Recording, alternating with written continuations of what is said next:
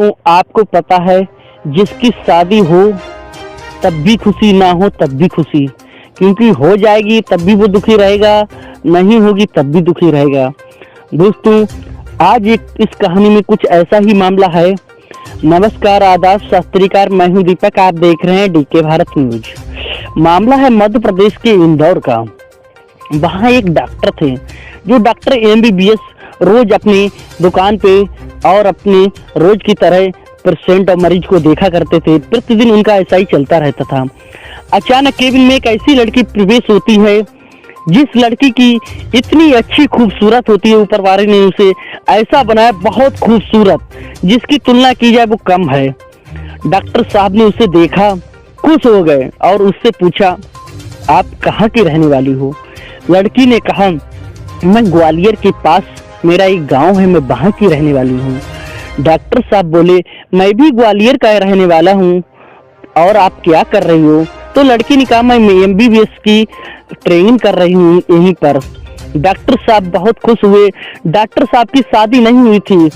Doctor साहब ने कहा कि इतनी अच्छी लड़की खूबसूरत मुझे मिल रही है और मुझे इससे शादी कर लेनी चाहिए। दोनों लोगों की बातचीत का सिलसिला चालू हो गया। फिर आगे जैसे दिन बीतते गए, लड़की ने अपने परिवार वालों से बात कर ली और डॉक्टर साहब ने भी अपने परिवार वालों से बात कर ली। फिर क्या हुआ, 4 मार्च सन 2017 को उनकी बड़े ही धूमधाम से शादी हो गई। शादी में शहर के प्रतिष्ठित व्यक्ति, डॉक्टर साहब के भी जानने वाले, लड़की के ही जानने वाले आए। शादी होते ही और जब शादी की रात को दूसरे दिन जब डॉक्टर साहब अपनी डॉक्टरनी साहिबा के पास रात में गए तो उन्होंने संबंध बनाने चाहे, तो उनकी डॉक्टरनी साहिबा बोली, आज नहीं, आज मेरी तबीयत सही नहीं है, कल बनाना। जब दूसरा दिन हुआ तो दूसरा दिन भी ऐसा ही बीत गया, तीसरा दिन भी बीत गया, चौथे दिन हो गए। डॉक्टर साहब को समझने भी देर नहीं लगी, क्योंकि डॉक्टर साहब भी डॉक्टर थे आखिर, MBBS। डॉक्टर ने साहब ने कहा कि वो एक कोई नॉर्मल लड़की नहीं है, मगर लड़की तो इतनी खूबसूरत थी। फिर ऐसे ही चलता रहा, मगर वो लड़की डॉक्टर साहब को कभी वैवाहिक सुख उसने नहीं दिया।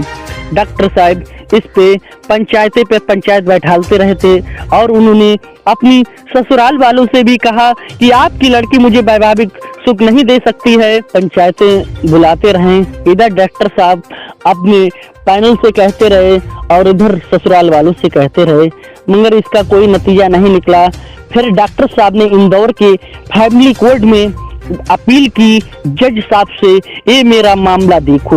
वहाँ के जो जज न्यायाधीश थे प्रधान अनिल कुमार सोलंकी, उनके अंडर में ये मामला गया।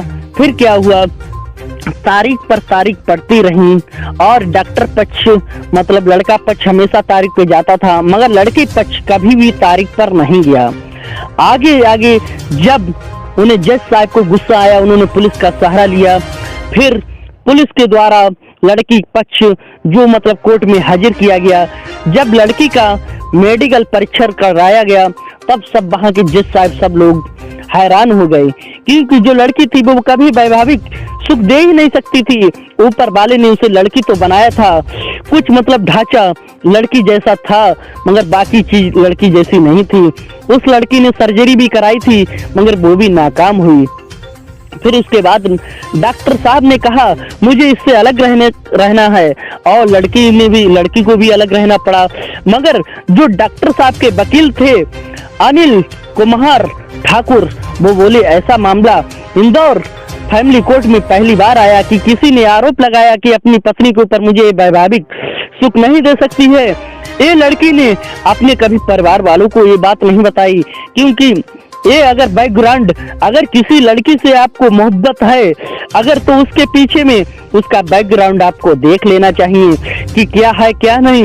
इतनी जल्दी आप खूबसूरत पर मोहित मत हुई कि उसके बारे में क्या है क्या नहीं है। अगर उसने झूठ पे पूरा रिश्ता कायम कर दिया, अगर ये सच बताती तो एक दूसरे की जिंदगी खराब नहीं होती। डॉक्टर साहब बेचारे अपनी जिंदगी से भी परेशान हो चुके थे, क्योंकि 4.5 साल का वक्त गुजर गया था। 21 नवंबर को ये फैसला कोर्ट ने सुनाया, दोनों लोगों को अलग अलग रहने का वचन दिया। दोस्तों, मेरा मतलब किसी की भावना को ठेस पहुंचाने के नहीं है। जहां भी रहो सतर्क रहो, क्योंकि कभी झूठ नहीं बोलना चाहिए। झूठ पे, क्योंकि कितनी बड़ी शादी हो गई, अगर ये सच बता देती तो क्या होता, क्योंकि परिवार वालों को भी इस लड़की ने कभी सच नहीं बताया। मेरा किसी की भावना को ठेस पहुंचाने की नहीं है। जहां भी रहो सतर्क रहो। धन्यवाद।